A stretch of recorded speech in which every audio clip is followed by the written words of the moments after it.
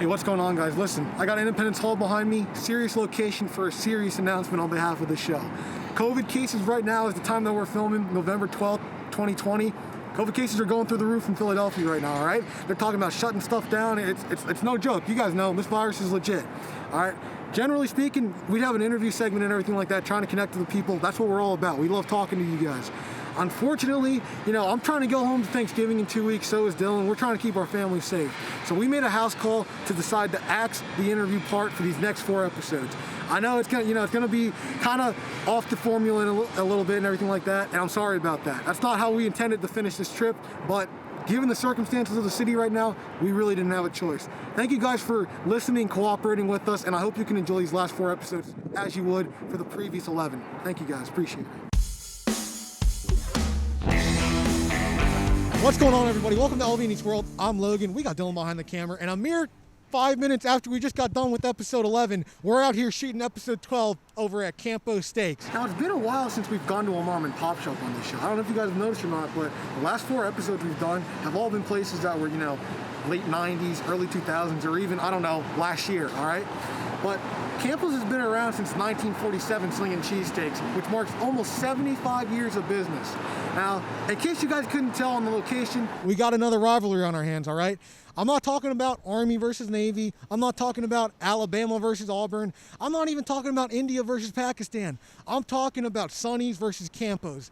Now, maybe it's not quite to the degree of the Geno's Pats rivalry that we dealt with earlier on the show, but still, it nonetheless holds a sentimental value to the community around us.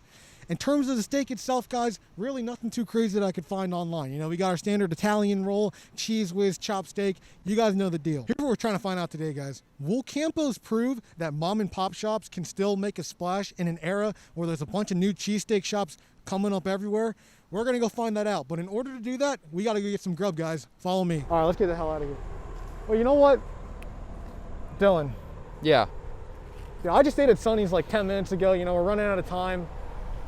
Trying to schedule this all in. Dude, I'm filled to the brim right now. Any chance you can take over for this episode? Do you really want me to take it?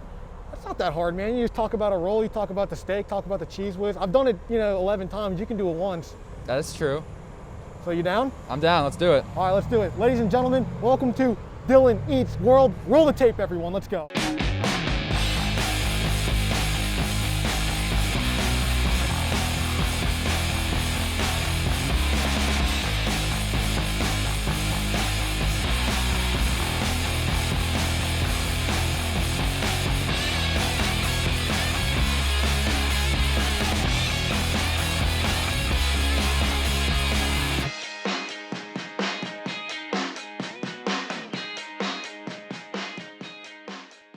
All right, guys, so LVN behind the camera. You can see my magical hands and everything like that. We got Dylan, first time cracking open a cheesesteak on his watch. Dylan, crack that sucker open. All right. She's warm. That's a good sign. I'm gonna bust her open. It's like opening a present on a Christmas Day. All right, first impression off the bat. I'd say, right off the bat, she's pretty compact. There's not a lot of meat going everywhere. It's contained inside the roll, which is a good sign. I like a not so messy cheesesteak, so that's always a good sign. It's warm.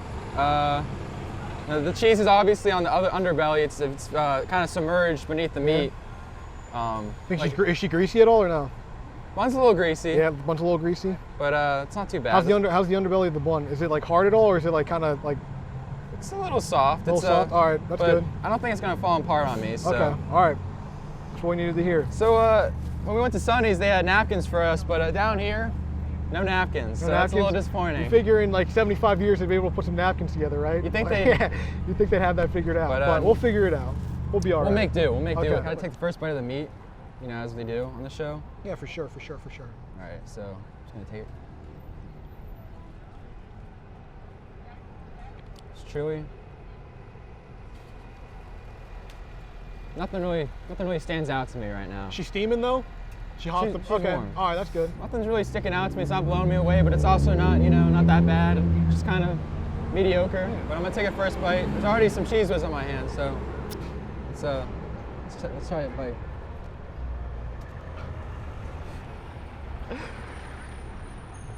Guys, I didn't get it on camera, but like a bunch of cheese whiz just dripped out the bottom. All right, Dylan, opinions, first bite. Well, it's dripping all over the place, which I'm not loving right now. The juice is very juicy, at least the cheese is. Roll, not that impressed. So how do you feel about the bread, Dylan? It's a little too chewy, you know, Yeah? for my taste personally. Again, nothing. This cheesesteak is so mediocre. But in terms you of know, review, what are you thinking out of 5? maybe a 3.5. Well, hold on. So you've been to Pat's, you've been to Max's, you've been to Gino's. Yeah. Amongst those 4 kind of lower tier ones, including this one, how, you know, where are you gonna put it? It's definitely above Max's. Okay. You know, we didn't have to wait 2 hours to get this thing, you know. That's one good thing about it. But, I don't know. Maybe right in between Pat's and Gino's. So like, above right, Gino's, but below Pat's. Yeah. All right, that's the consensus, guys. Yeah. 3.5.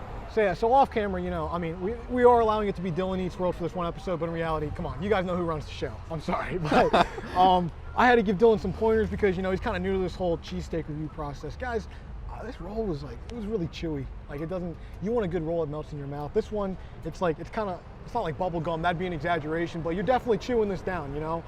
Meat, I think it was just kind of, the meat was really underwhelming, you know.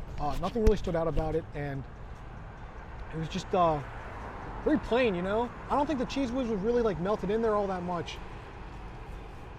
Yeah, I'm just a little disappointed, you know. You see a place that's been around for 75 years, you'd expect, you know, something standing out, something different. They got a place down at the Philly Stadium. So, I mean, I'm not, you know, obviously they're a lot more successful than Dylan and I, but I don't know, man. I was just kind of bleh. So I think Dylan's, I'm going to give it a 3.5 as well. I think 3.5 is fair. But, I mean, to be honest, guys, I'd probably go to Patrick Dino's over this place.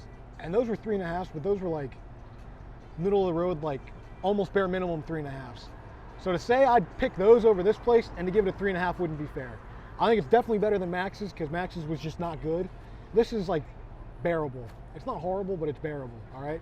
That's why I'm gonna give it a 3, and the second lowest ranking on our list so far. I don't like to do it, man. I really don't like to do it, but unfortunately, underwhelmed, and that's just how we have to, that's the way she goes, way of the road. All right, guys, that's going to do it for our review of Campo's. Today, you know, we had arguably the worst food reviewer in the history to ever review food behind the camera, in front of the camera. That's why I think from now on, we're going to keep him behind the camera. How about it, Dylan? Anyway, you know, sometimes you come across duds like this, and it's disappointing for sure. I'd expected, you know, after 75 years, it'd be a little bit better. That's why I chimed in. And in all seriousness, you know, Dylan did a hell of a job. Happy to have him on the show. Happy to have him be a part of this whole experience. Hopefully, we can end these last 3 episodes on a high mark, which is why I want to remind you guys to make sure you're hitting that like button, subscribing, putting the bell, you know, clicking the bell, push notifications, whole 9 yards, guys. Enjoy the rest of your day. Thank you so much for watching LVN Eats World. Stay safe and see you guys next week.